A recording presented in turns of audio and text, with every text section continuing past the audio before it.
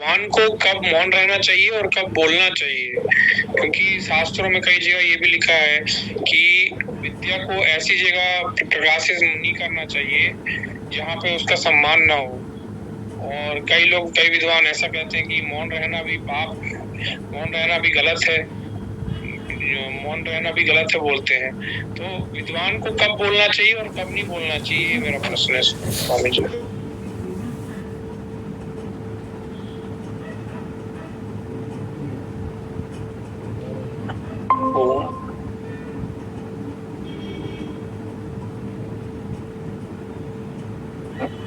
ये बहुत उत्तम और महत्वपूर्ण प्रश्न भी है। वर्तमान समय में जो स्थिति बनी है उसमें ये और भी महत्वपूर्ण और प्रासंगिक भी हो गया है। विशेष रूप से इस समय ये जो सोशल मीडिया पर चल रहा है उसमें ये प्रश्न बहुत ही महत्वपूर्ण है। निश्चित रूप से विद्वान को या जो कहें किसी भी सज्जन को जहां तक हो सके विवाद से बचना चाहिए। कुछ लोग अनावश्यक विवाद के लिए ही कुछ प्रश्न उठाएंगे, कुछ बात करते हैं, तो आवश्यक नहीं है कि हर बात पर हम टिप्पणी करें, हर किसी की बात का उत्तर दें, ये आवश्यक नहीं है।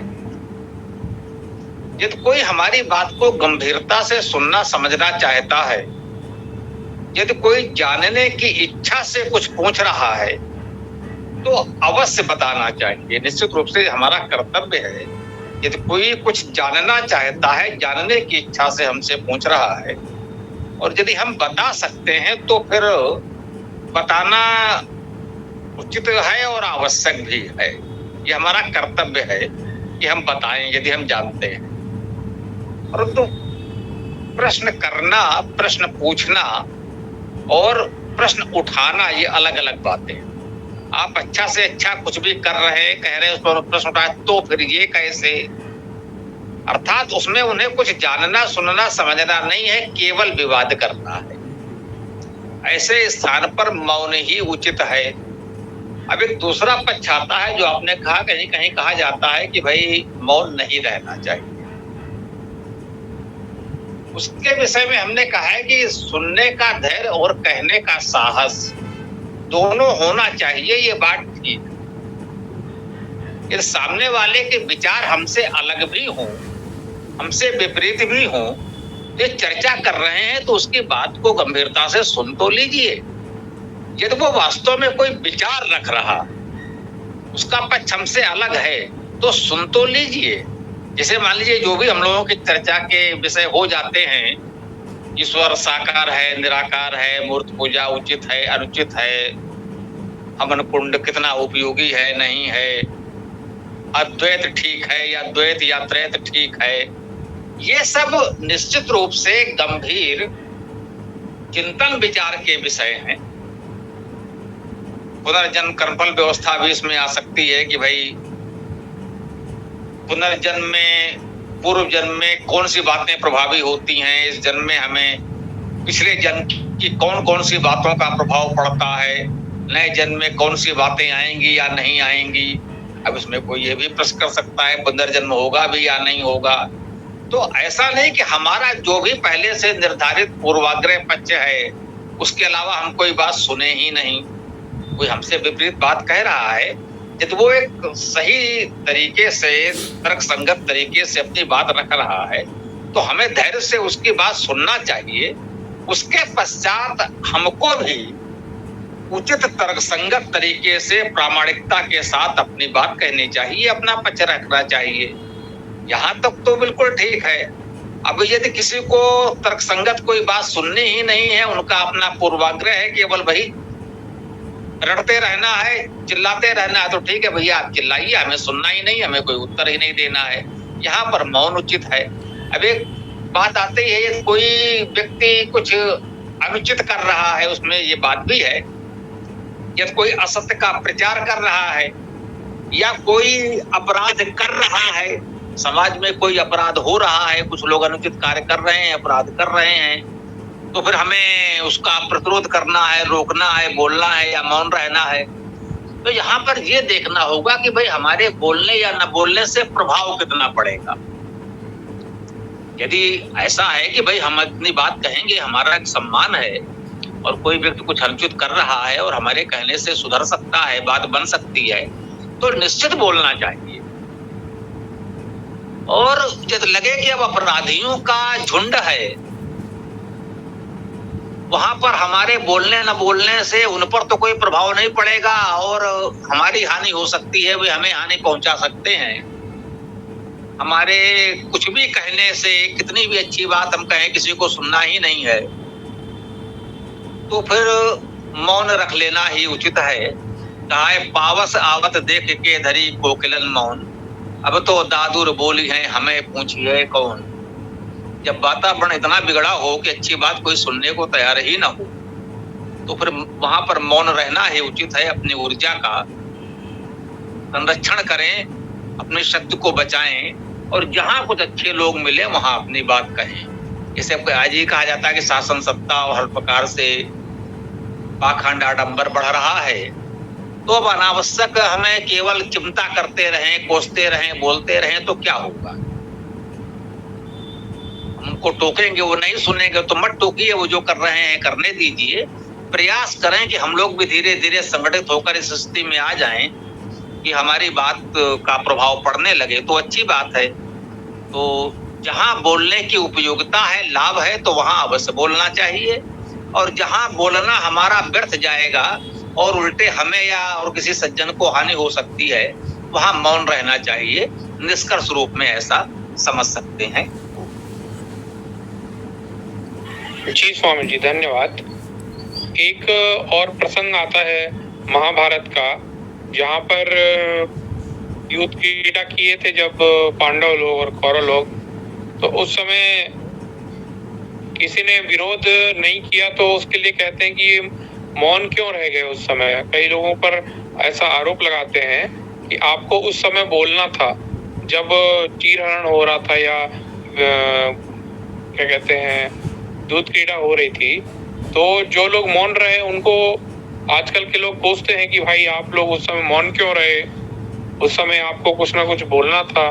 जैसे कि भीष्म पितामह जी भी बोले थे कि तुम ना तो दुर्योधन को कि ना तो तुम जी पाओगे ढंग से, ना मर पाओगे, लेकिन फिर भी उस समय कोई बड़ा एक्शन नहीं लिए उन्होंने। तो कई लोग उन पर दोषारोपण करते हैं कि इन्होंने कुछ किया नहीं, ये तो उस समय के सेनापति भी थे ऐसा। तो उस समय उस घटना में क्या भीष्म पितामह जी का जो किए वो ठीक था स्वामी जी?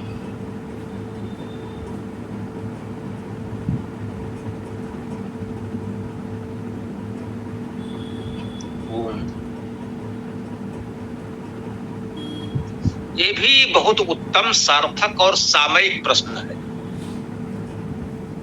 वैसे तो सभी देश काल में ऐसे लोग होते हैं, इस समय ऐसे लोगों की बहुलता है, बहुतायत,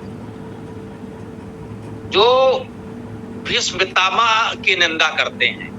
यहाँ भीष्म पितामह एक व्यक्ति का नाम नहीं है। जब मैं कह रहा हूं कि ऐसे लोगों की संख्या बहुत अधिक हो गई है जो भीष्म पितामह की निंदा करते हैं, तो यहाँ पर भीष्म पितामह कोई व्यक्ति नहीं है, वो एक प्रतीक मानिए कि जो भी हमारे परिवार का, समाज का बड़ा बूढ़ा है, हमको लगता है कि ये व्यक्ति शक्तिशाली है, समर्थ है, ये जरा सा बोल देता तो सब ठीक हो जाता, इसे बोलना चाहिए था, लेकिन वो मौन है।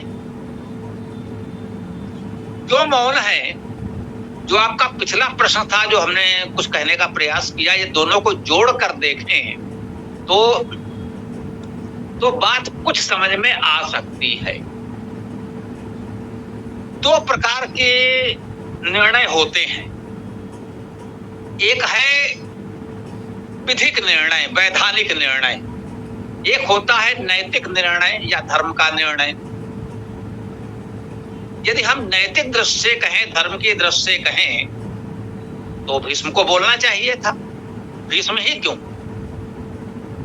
उस समय राज्य का दायित्व तो धृतराष्ट्र पर था, उनको भी बोलना चाहिए था। राजा का कर्तव्य होता है, यदि कुछ अनुचित हो रहा है तो उसे वो टोके। राजा ने अपने कर्तव्य का निर्वाह नहीं किया तो आप उसको भी कह सकते थे, उनको छोड़ दीजिए। जो 5 भाई पांडव थे, इतने बड़े वीर योद्धा थे, धृतराष्ट्र या भीष्म की ओर देखा ही क्यों? यदि वे इतने ही शक्तिशाली थे जैसा आज बताया जा रहा है, पांचों भाई उठ खड़े होते और दुर्योधन दुशासन जैसों को वहीं मारपीट कर मृत्यु के घाट उतार देते, समस्या समाप्त। लेकिन उन पांचों ने ऐसा क्यों नहीं किया? बात केवल भीष्म की नहीं है। भीष्म को तो अनावश्यक कोसा जा रहा है। जो मैंने कहा कि भीष्म व्यक्ति नहीं है, एक परिस्थिति का नाम भीष्म है।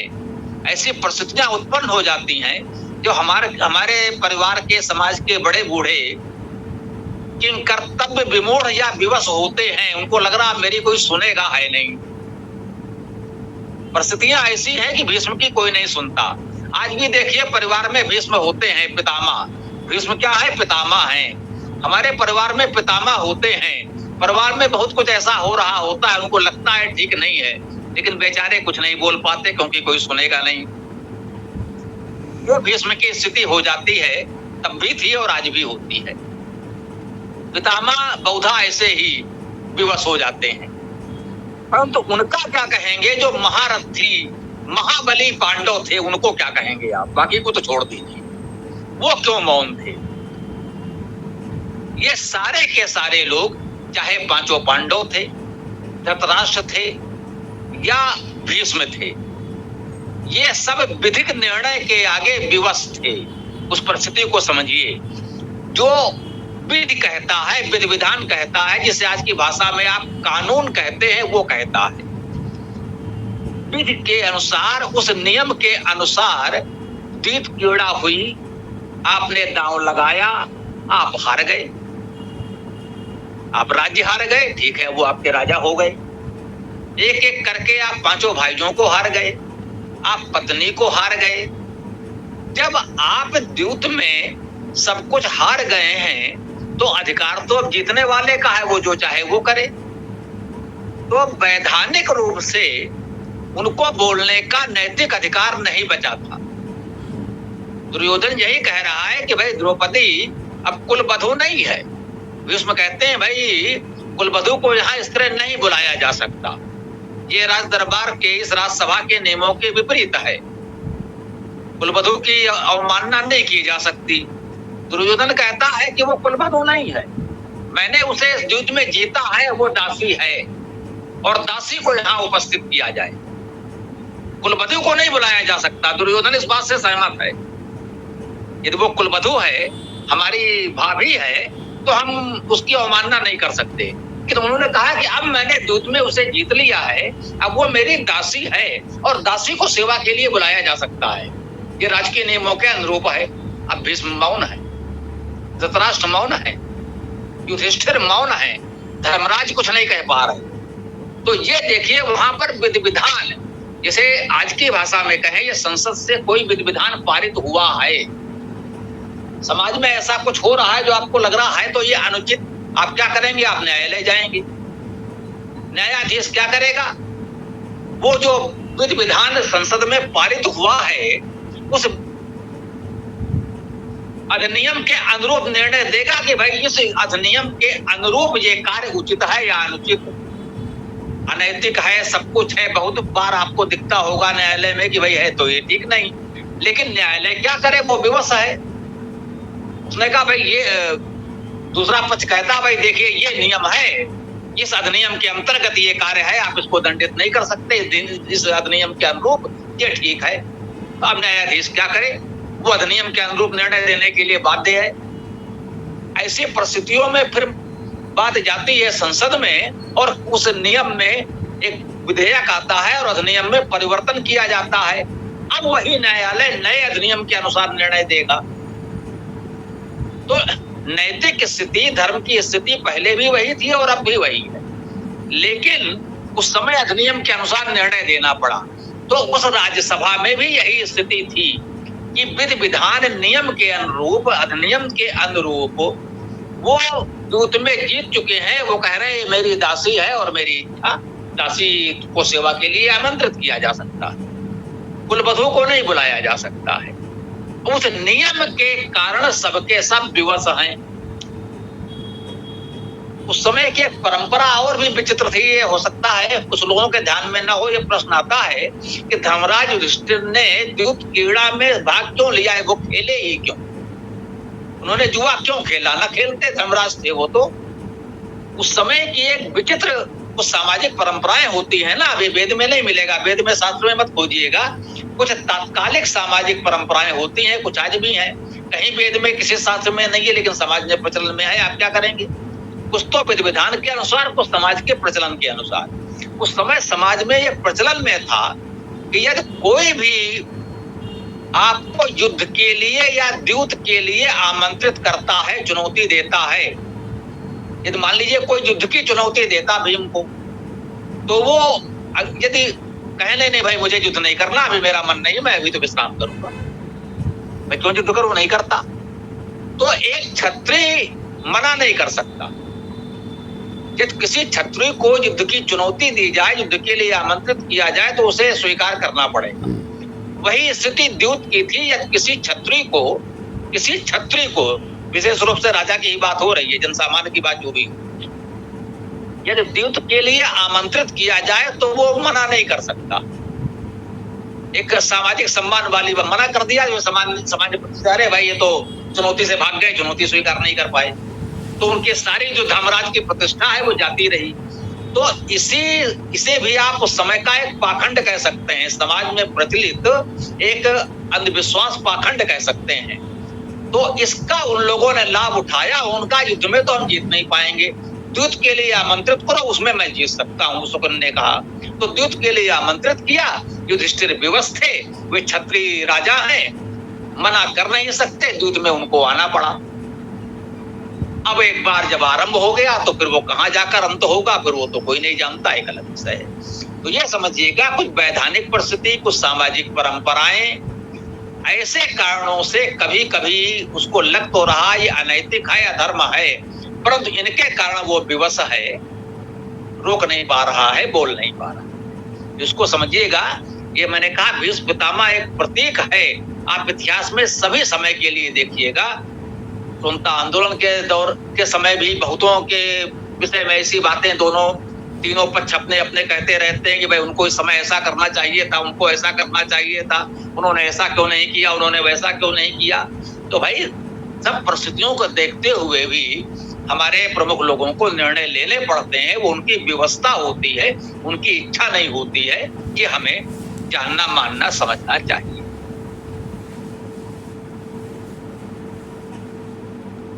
बहुत बहुत धन्यवाद स्वामी जी महाराज।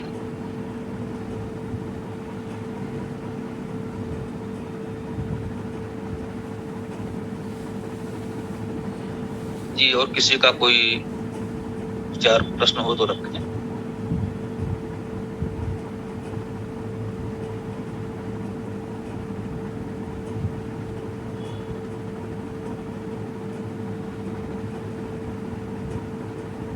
जी, किसी को कुछ बोलना है तो बोलिए, ना था फिर समापन कर दीजिए, कोई बात नहीं।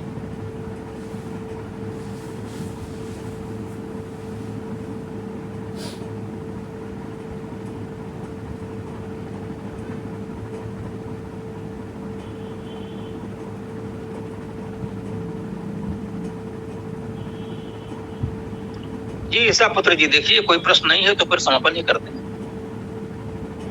जी मैं समापन करता हूँ। ओम हिरण्मयेन पात्रेण सत्यस्यापि हितं मुखं यो असौ आदित्य पुरुषः सो असौ अहम्। ओम खम ब्रह्म। सबको ज्यादा नमस्ते।